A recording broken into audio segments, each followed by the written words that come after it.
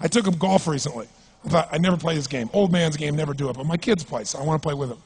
So I go out, and I do really well. I go out on this one day, and I out-power by my instructor. I'm feeling really proud. The next day, I'm not feeling so proud. I keep putting the ball in the water again. I'm so frustrated. Put down another one, put down another one. I don't care. I don't care what my score is. Let's do it. And finally, I was getting frustrated. He's going things like, ain't it a bitch? This is golf. And I'm going, bull. I said, you're a terrible instructor. I said, because I should at least be consistent at whatever shitty level I can achieve. I said, I know I'm not Tiger Woods, but I should be able to be consistent, and you're just telling me that it's difficult. Telling me it's difficult is not helping. Tell me what to do. He said, well, actually, you're only a little bit off. I said, could have fooled me. He said, no, you're about a millimeter or two off. I said, you're joking. He said, no, watch this. He said, I didn't teach you this yet.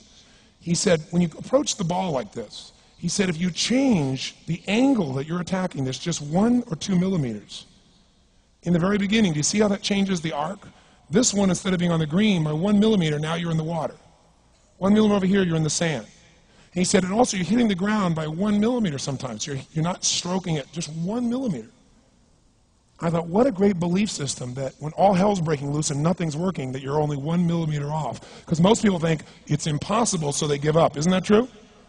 And in real life, it's true. So 2 days later, I'm going to see one of my clients. I do a lot of coaching, and I have a man who's the top plastic surgeon in the world. He's going through some tough times in aspects of his life.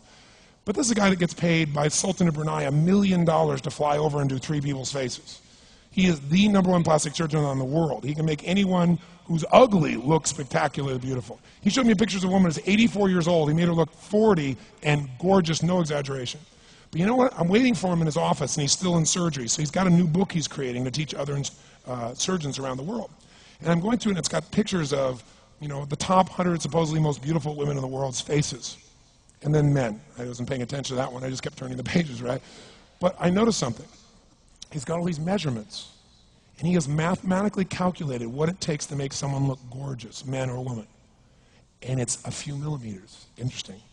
For example, on a woman, the distance between the top part of your lip and your nose, this little distance, the measurement of that, if you're beautiful, gorgeous, is the same size as your eye. If it's 1 millimeter more, you have an average face. If it's 2 millimeters more, you are butt ugly. Okay. The difference between butt ugly and gorgeous is 2 millimeters.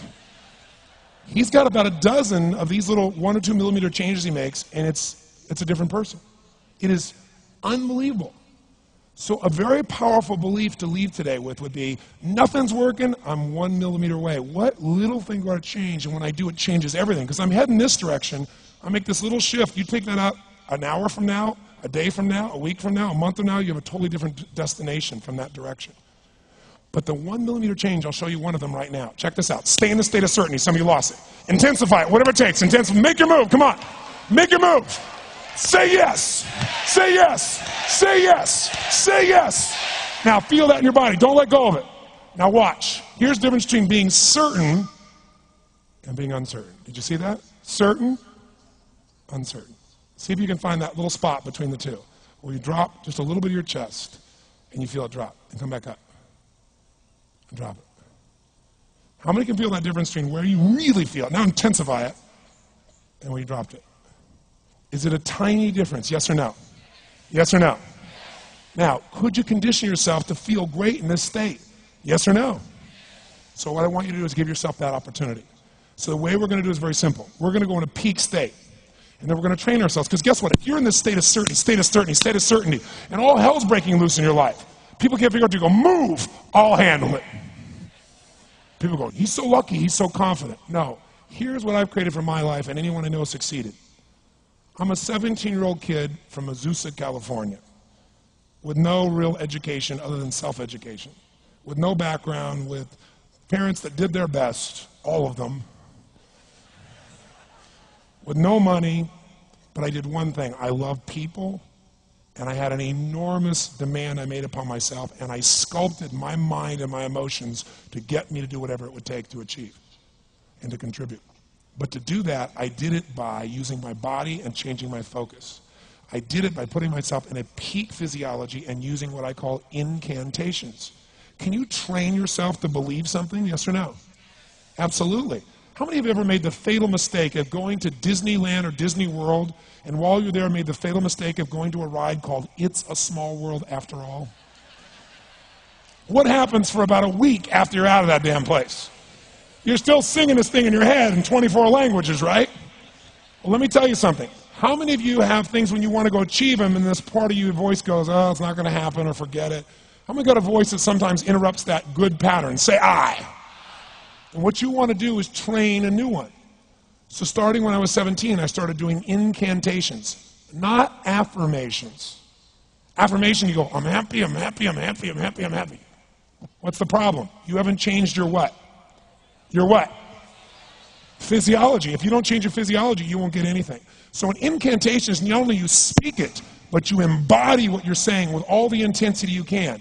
And you do it with enough repetitions that it sticks in your head. Like It's a Small World, now the conversation in your head is always the same and it gives you what you want.